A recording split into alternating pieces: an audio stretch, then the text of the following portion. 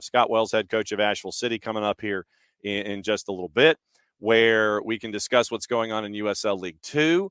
And I think my first question for him is going to be, are you in a hotel room? Are you in Virginia? Where are you? And where are preps, basically? And so I think that's probably the first question that we have. So let me see if we can battle connections and things like that.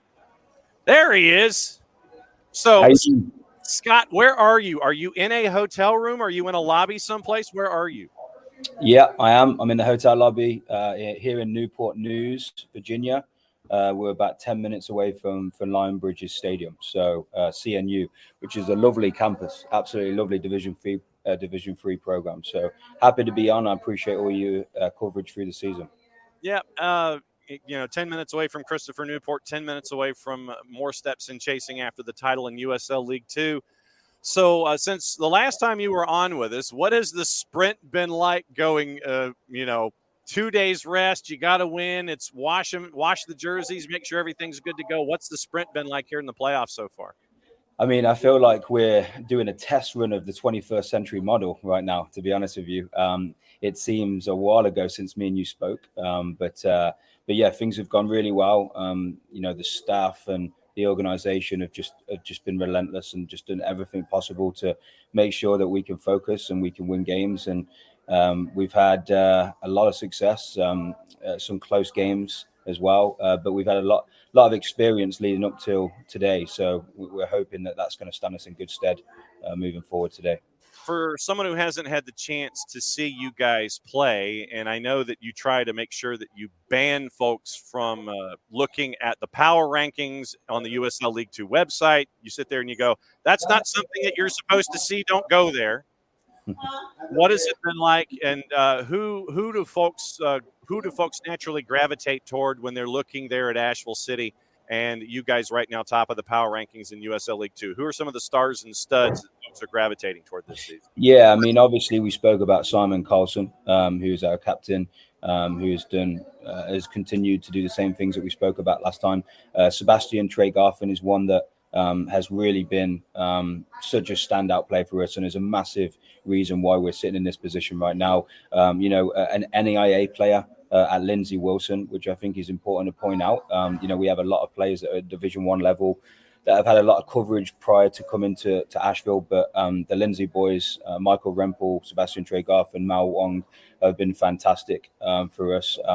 We re-recruited a little bit midway through as well, so we brought in Dante Huckabee and Sergio Navarro from West Virginia University, and then we just picked up APFC's striker just after they were beaten by Hickory, Niall Reed-Stevens. So some really promising talent that I've been lucky enough to work with this summer. When you integrate, obviously you're trying to continue to make sure that your roster is as best as it can be week in and week out when you're there in USL League Two chasing a title. How difficult is it to find a player that you think will help, but having them integrate into what you're looking to do on the field and have them mesh as close to immediately as possible? How tough is that?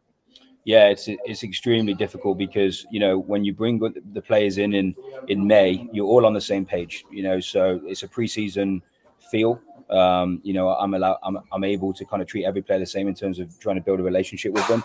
So then when we do bring new players in, I'm trying to split time between continuing the culture of what we've got going on and continuing the success, but also have a mini preseason with some of these other players and trying to get them integrated as soon as possible. So speaking to my leadership committee, letting them know who's arriving, when they're arriving, making sure they're not just going straight back to their host family or the apartment. Maybe it's a coffee with the captains. Maybe, there's a player or two that we feel would mesh really well with them from a characteristic standpoint. So we just do as much as we can from a man management point there to get them up to speed. But when they come in late on, with the facilities that we've been able to have this season, with the success, with where we've been at, I think that every player has came in and been very privileged and, extremely grateful for coming into a program like this to continue helping their career. So they've put their front foot forward as well. And they've met us in the middle. So we've been really, really lucky that we've brought in great characters this year. Asheville City getting ready for Corpus Christi FC on the right-hand side of the bracket. Lionsbridge taking on Seacoast United. That is the right-hand side of the bracket as we're now down to the final 8 in USL League Two. When you're assembling a roster, are you the one that's having all the outbound phone calls? Are folks ringing you up at the beginning of the season, say, hey, I want to come and hang out with you because I like what's going on there at Asheville? What's the assembly like? Or is your phone ringing off the hook, or are you making outbound calls? How does this work? I'm probably pestering way too many coaches throughout the college season. We all binge watch college soccer, as a fan. And obviously it's exciting when you get to August, you get to go home and stick ESPN Plus on and watch so many games. So, I'm assembling my depth chart through the college season. We're obviously in a really good situation at Gardner-Webb right now where, we've established our team. So, now it's a case of just making mental notes and writing down players that may want to come in and play for us in the summer. And so that it's been a challenge. But in 2022, when I first arrived, I really was having to pester a lot of coaches and really try and give them an idea of what I wanted to do here. At this point right now, it's been a lot more receptive. Players and coaches do want to come here. So when you have initial conversations, they know who we are. We have a target on our back at this point. So it's been a little bit easier to recruit as the years have gone on. But of course, the college coaches don't really want to be having USL2 conversations, as they're entering a conference tournament. But that won't stop me calling them. I can assure you of that. Well, and at the same time, you mentioned you with Gardner-Webb and the collegiate relationships that are there. And then at the same time, you mentioned Lindsey Wilson, who is Mid-South NAIA. I mean, you're going from one end of the spectrum to the other. You're going D1, D2, D3, NAIA. You're catching it from all different angles here. Yeah, absolutely. I mean, I'm very lucky, really, in my career. I started in the NAIA with the University of Rio Grande, where we won a national championship, and then obviously moved over to University of Charleston, where we won a national championship. So I'm a massive advocate for the NAIA in Division 2.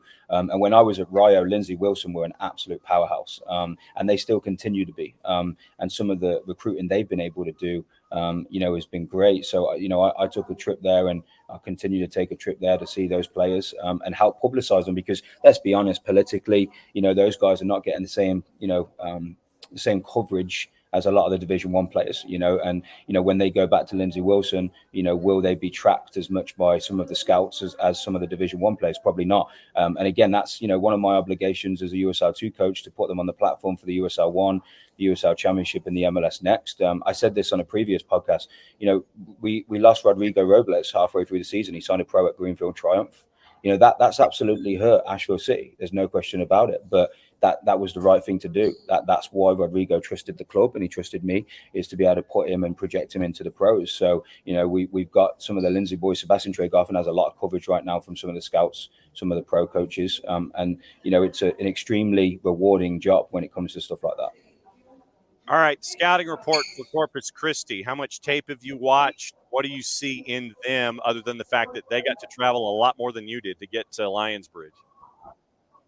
Yeah, well, obviously they played against Tennessee Soccer Club, and that was, in the opening round. So, we were able to watch that game. And one thing that we noticed is that they are relentless. They don't give up. I think there was 3 goals in the last 6 minutes of the regular time against Tennessee.